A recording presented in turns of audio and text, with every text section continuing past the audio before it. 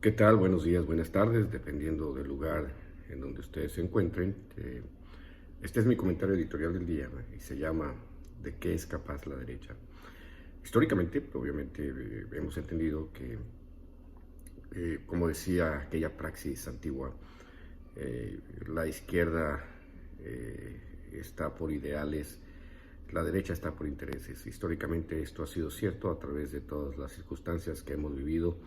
a través de lo que ha sucedido a partir de la caída de la cortina de hierro, a partir de la polarización que existió cuando había dos sistemas totalmente enfrentados, en este caso aquellos que llamaban el bloque comunista y lo que algunos otros, gracias a la propaganda, llamaban el mundo libre. En esta circunstancia, en la confrontación de dos mundos, de dos visiones del mundo totalmente opuestas, había también esta otra circunstancia en la cual se requería cierta dosis de violencia, o lo que llamaron muchas veces en esta confrontación de los dos bloques las proxy wars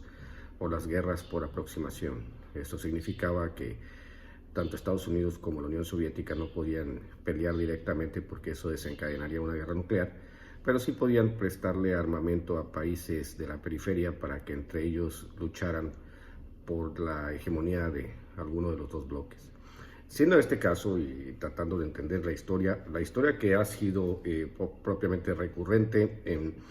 en las circunstancias no solamente mexicanas, sino latinoamericana y mundial, africana, lo que ustedes gusten, lo que ha sucedido con los países del este de Europa, los conflictos que vemos ahora, pues nos damos cuenta de que la derecha pues siempre ha recurrido en mayor escala a la violencia. No podemos dejar de atender el caso, por ejemplo, de los más cercanos, lo que se vive hoy mismo en Perú con más de 60 muertos por tratar de evitar que siga gobernando un presidente de origen indígena como Pedro Castillo, o lo que ha sucedido en este caso con Argentina, con Brasil, con Ecuador, que son casos excelentes para mostrar, o lo que sucedió en Bolivia con Evo Morales, que gracias a la gestión de Marcelo Ebrard, que la historia también se lo premiará en algún momento, el rescate de Evo Morales antes de ser asesinado por las fuerzas de la extrema derecha en Bolivia, pues muestran claramente este asunto de cómo la derecha ha ejercido la violencia a través del tiempo. Hay que recordar hoy mismo la gigantesca polarización que existe en Argentina, que ha hecho que naveguen o den bandazos ideológicos, lo cual tiene al país en casi una crisis permanente. Hay que recordar el gobierno de Néstor Kirchner, la estabilización, Cristina Fernández dejando al país con el mayor salario mínimo de Latinoamérica en aquel entonces, que ascendía aproximadamente a $600 mensuales, y que llega Macri y destruye. En el caso de México, pues obviamente hemos ido entendiendo de qué es capaz la derecha. El ejemplo claro está del famoso enano con complejo de Napoleón, Felipe Calderón, que llega al poder por un fraude electoral, convalidado obviamente no solo por el PRI, sino por la clase empresarial, esta misma clase empresarial que hoy mismo se muestra totalmente enfrentada a al gobierno de López Obrador. Y también tenemos que entender el porqué o los porqués consideran a la población pobre como simplemente daños colaterales o efectos colaterales, o población altamente desechable. Lo hemos visto en el caso de la guerra contra el narcotráfico, donde más de 300,000 mexicanos, según algunos números, y más de 80,000 desaparecidos, muestran exactamente el grado de terrible ineptitud de los gobiernos de derecha, sobre todo en el caso de Felipe Calderón, Vicente Fox, y obviamente el caso de Enrique Peña Nieto, que ha hecho cosas totalmente terribles, porque sobre todo esta élite priista que regresó a gobernar después de mucho tiempo, pues llegaron con el hambre de saquear todos los recursos de la nación. Entonces, lo que intento decir con este segmento, con este comentario editorial, es que después de ver el asunto de esta guerra sucia, no solamente de Sandra Cuevas, sino que obviamente están posicionando una narrativa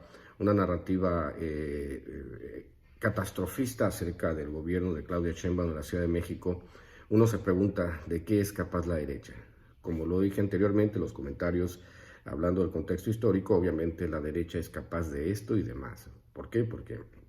La derecha, con los recursos y con los medios hegemónicos, es capaz de ejercitar la violencia, de ejercer la violencia para, para llevar agua a su molino con fines políticos. Lo vemos ahora mismo con una jefa de la delegación Cuauhtémoc totalmente trastornada. Lo hemos visto a través de todos los gobiernos de derecha, el allanamiento del exgobernador de Michoacán, que es uno de los patrocinadores de Latinos que son algunos de los profesionales del rencor que han establecido esta narrativa donde según muestran las fallas de un gobierno por medio de periodistas que se han convertido en millonarios por el solo hecho de leer noticias. Entonces la pregunta es, ¿qué hacemos con una derecha que está acostumbrada a ejercitar la violencia, a ejercer la violencia, a desarrollar la violencia no solamente de manera física, sino la violencia simbólica a través de los medios de comunicación?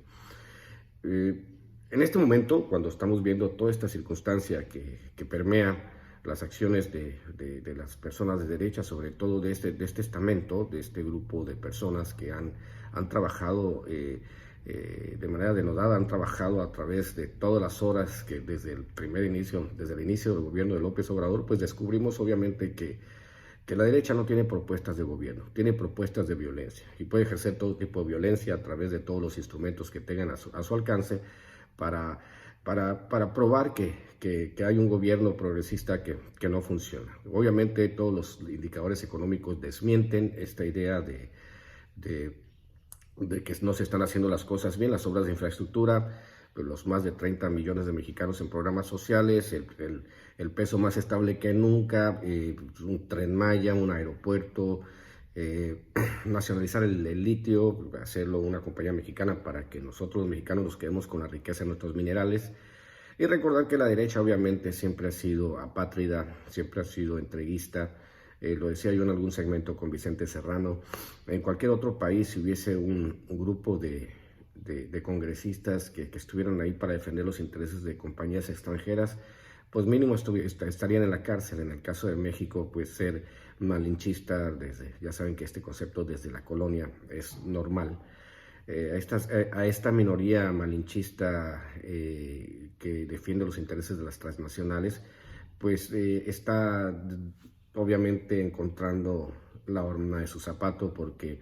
este tipo de nacionalismo no es un nacionalismo enfermo, sino es un nacionalismo que tiene que ver con rescatar nuestra idea de país y nuestra idea de proyecto de nación, pues está totalmente en contra de lo que le está sucediendo a esta derecha retrógrada que solamente por medio de la violencia puede llamar políticamente la atención. En el caso de las primeras detenciones con respecto a los sabotajes del metro, entendemos que también hay mucho de política ahí, hay mucho de tratar de tumbar a Claudia Sheinbaum del primer lugar de las encuestas, pero también hay que decirles a los señores de la derecha que